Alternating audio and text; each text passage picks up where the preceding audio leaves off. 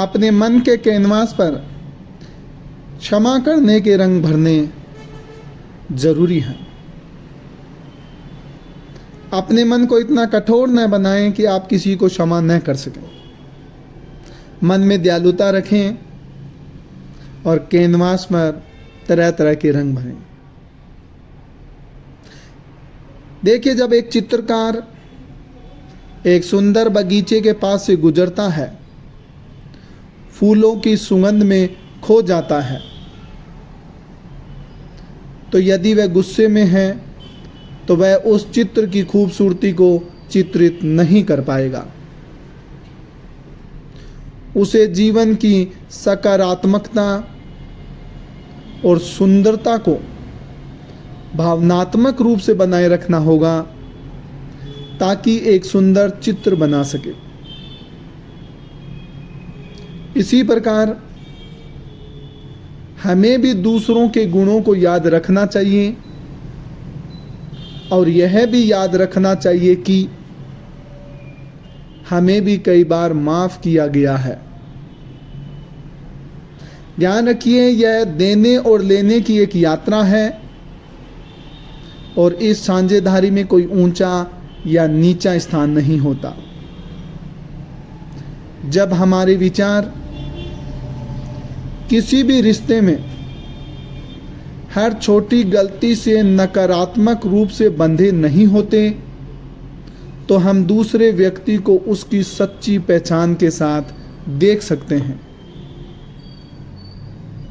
और उनके साथ एक सुंदर रिश्ता बना सकते हैं। एक बार जब हमने क्षमा कर दिया तो हम इससे मिली खुशी और हल्केपन को दूसरी आत्मा के साथ भी बांटना चाहते हैं। जैसे एक नई पेंटिंग में अगर रंग ठीक से नहीं लगाया जाए और उन्हें सूखने के लिए छोड़ दिया जाए, तो बाद में उन्हें हटाना या मिलाना कठिन हो जाता है।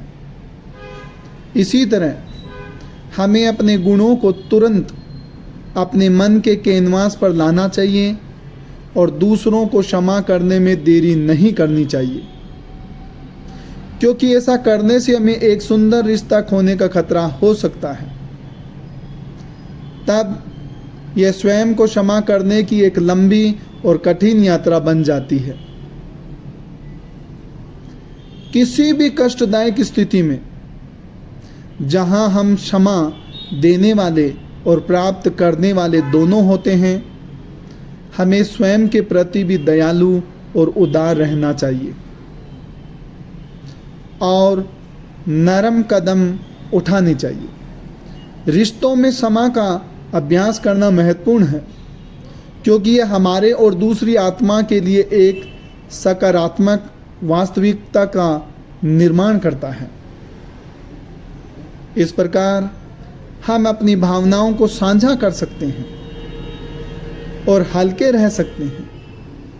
इसलिए क्षमा केवल बात को लेट गो करने का नाम नहीं है, बल्कि यह जीवन भर के लिए उस दूसरी आत्मा के लिए अधिक प्रेम अनुभव करना भी है।